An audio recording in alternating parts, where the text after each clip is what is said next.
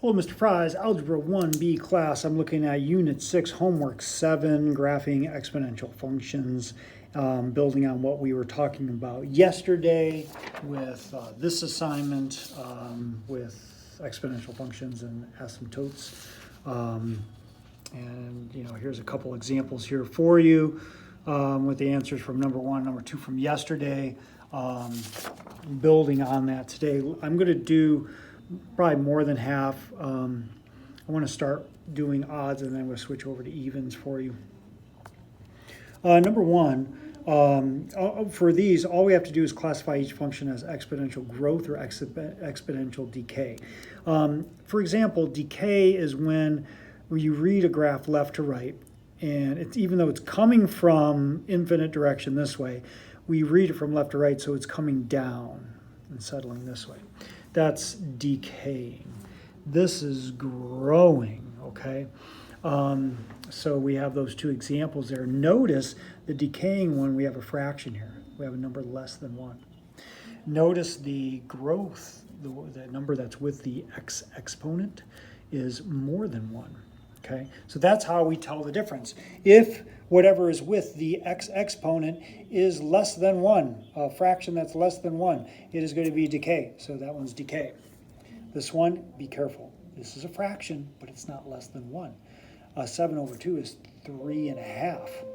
So you have 3.5 here. 3.5 is more than 1, so that's going to be growth. Just a heads up on that one, even though I didn't write the answer down.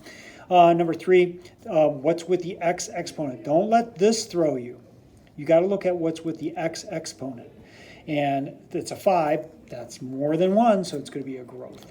Okay? It's going to be shaped like this if we were to graph it. Okay, now getting into the graphs. How did we get these graphs? Well, you could do them on your graphing calculator by just, let me see here. Let me get an example here. Let me clear everything and clear it still some more.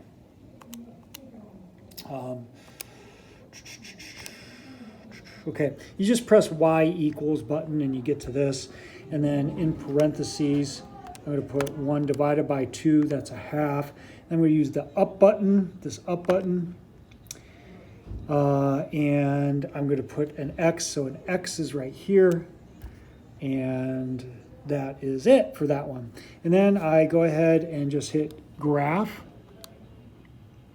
And just, let me see. I think my graph is not showing. Oh, I thought it was a touch screen. It would show you the graph, but my graphing screen is not set up very well. I have to actually zoom out of it. But on your graphing calculator, you can do that and it would show you some points. If you needed some points, I go to table, and this is going to be more helpful than anything anyways. This is going to show you where to plot points. So 0, 1, 0, 1 is going to be your y-intercept, okay? So you see 0, 1 listed right there. If you want some before that 0, you can just go up and negative when x is negative 1, y is 2. When x is negative 1, y is 2. And when x is negative 2, y is 4. That's how I got those. Okay, so you could use your graphing calculator. If you're not using your graphing calculator, and you just need a few points to kind of get the gist of it, use Desmos. And on Desmos, I have the last one we're going to do. I have it already set up, but Desmos will show you, and you can pick out some points a lot easier. Remember, for the domain for all of these, that means all real. That's all real numbers. That means, what that means, all real numbers, is that it's going to cover all x values in either direction to infinity. Because this, even though it goes steeply up, it's actually going this way too. And it's going to cover all the negative x values eventually, because it goes to infinity. Just keeps on going, guys. And this keeps going in positive direction. So it's going to cover all the real numbers in the domain. Remember, domain is the x values. Range are the y values. Y values, it's only going to cover everything that's greater than 0. So y greater than 0, so it's everything above where y is 0.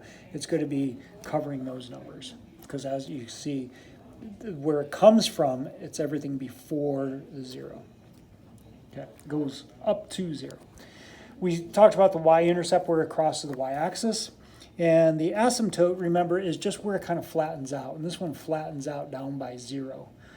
Okay.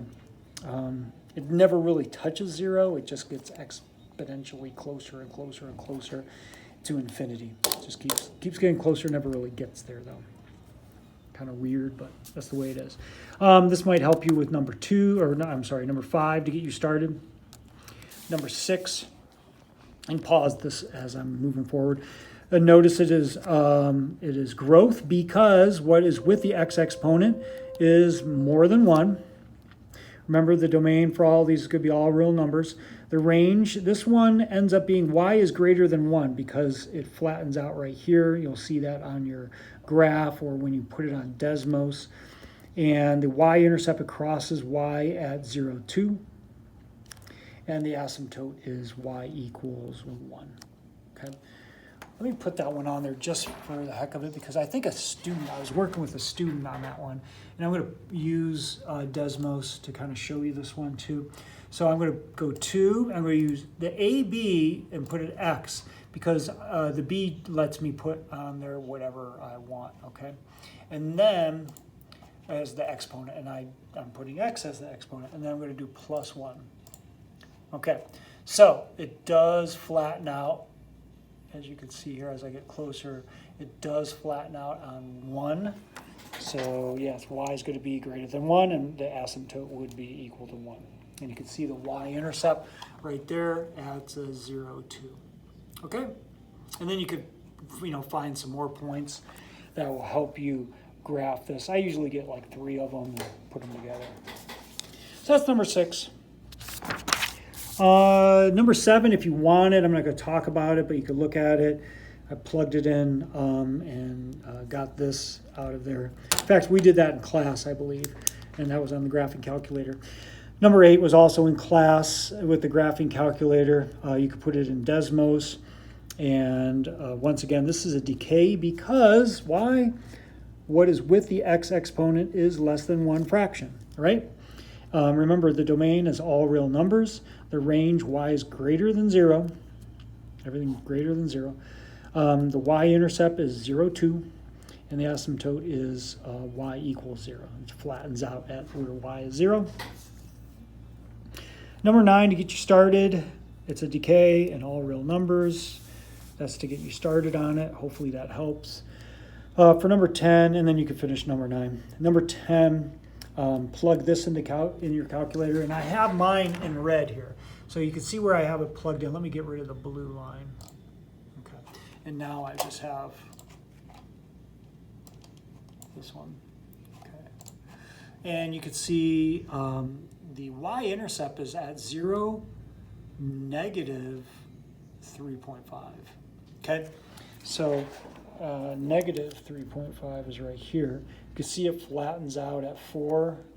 And then you have some other points that you could put 1, negative 3 I put a 2, negative 2, I put 3, 0, and let me back up a little bit, and then I put 4, 4 also, just so I could connect some points. So I put 4 points on this one, and then came up. So y is going to be greater than negative 4. Once again, the y-intercept is 0, negative 3.5, and the asymptote is y equals negative 4. Okay, hopefully this helps, and good luck on the other ones.